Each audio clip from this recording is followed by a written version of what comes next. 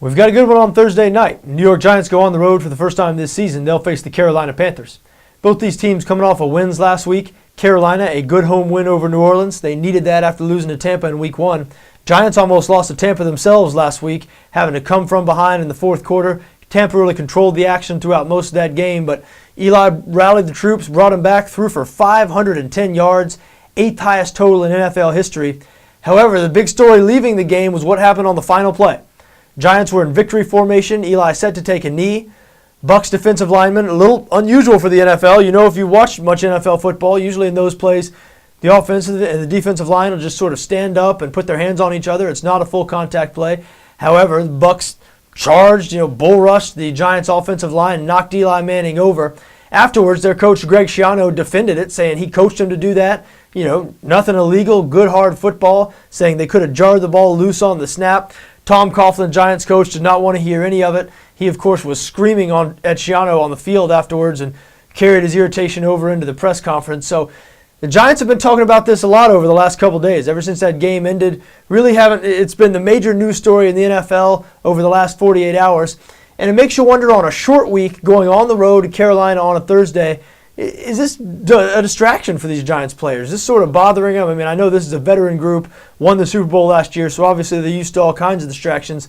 But still, this is a Carolina team that just found an offensive rhythm last week against the New Orleans Saints.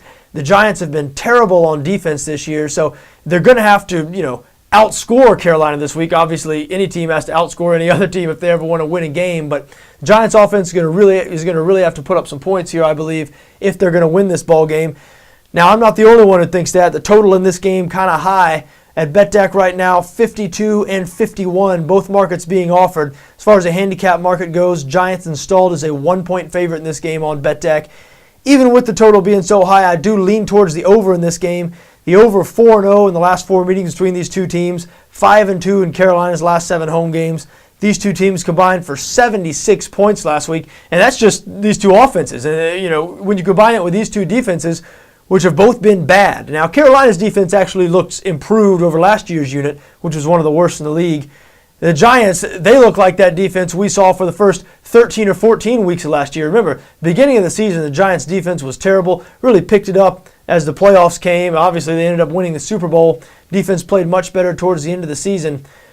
Will they be able to find that form again early in the season? I have my doubts, certainly not in this game. I think Carolina's going to have a lot of success on offense, seem to return to that balanced formula that's worked so well for them last week. They strangely abandoned the run in week 1 against the Bucs, but Carolina, they really have 3 running backs. Cam Newton runs the ball so well. So between Newton and D'Angelo Williams and Jonathan Stewart, who's back in the lineup now, I look for Carolina to have success running the ball, look for Newton to have success down the field, looking for Steve Smith like he frequently does.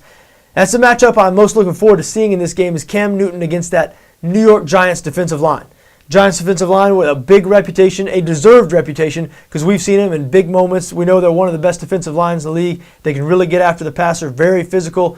Cam Newton is a physical specimen. He's as big as any of those defensive linemen, and ran 10 times for 73 yards, I believe, last week, which really killed the Saints. Giants cannot let him do that if they want to win this game.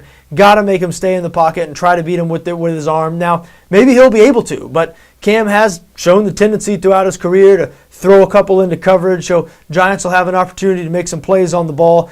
Probably that's going to determine, how they're able to handle Cam Newton, and will they be able to keep him in the pocket, and will that Giants defensive line have any success getting to him and bothering him? To me, I think that's going to be the determining factor in this game. Now, it's hard for me to lean towards either side here. I do believe the Giants are the better team, so I would naturally sort of lean towards them, only laying 1 in a situation like this. However, I don't like this situation. They're going on the road in a short week to a Carolina team that, like I said earlier, looked like they found a little bit of a rhythm on offense last week. That Giants defense has been terrible. Giants players still making public comments as of today. Today is Wednesday, and they're still making public comments about what happened at the end of the game last week. Do they have their head around what's about to happen this week? I know they're a veteran team, very experienced, so maybe I'm selling them short. And so, again, I wouldn't bet against the Giants in this game. I'm not going to back Carolina. If I do anything, it might be on the over. But I think I might just sit back and enjoy what should be a very high-scoring, entertaining football game.